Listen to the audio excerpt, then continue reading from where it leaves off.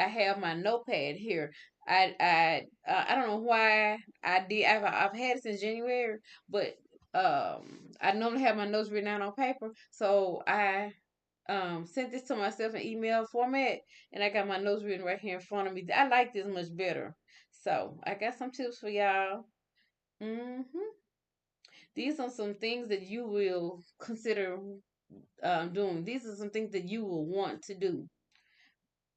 First, a lot of us still have our summer garden, and we're still growing produce, fruits and vegetables, and you'll want to harvest your remaining fruit um that's ready to be harvested.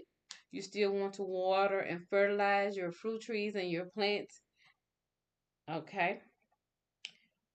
And you want to take this time to mulch the remaining plants and fruit trees that you have. In addition to that, you want to remove all weeds and suckers from the bottom of your plants and your trees, because those suckers are taking unnecessary energy away from the growth of your plant. All right. Now, I know this is going to be a little bit opposite of what I asked you, is do you plan on growing a fall garden? Or do you want to take a break? Well, if you want to take a break, there are some things that you're going to have to prep for, okay? Have you considered planting a cover crop? A cover crop is going to be something that's going to nourish the soil over the winter.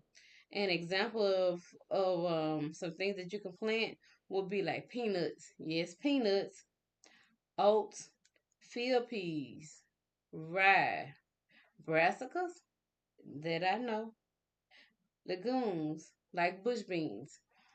See, like tomatoes are heavy feeders, and I planted quite a few tomatoes out there in my garden, and as well as my mama's.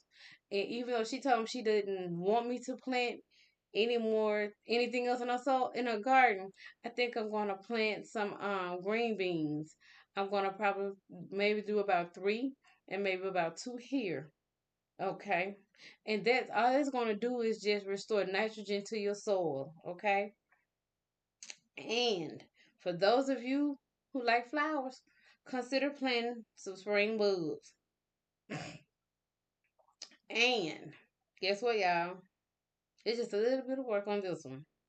Consider saving the seeds from your best producing plants. I am doing that with that cantaloupe that I had a few weeks ago. They're actually in there on the deep freeze on a paper towel drying out. I'm going to save them, and I'm going to plant some for the spring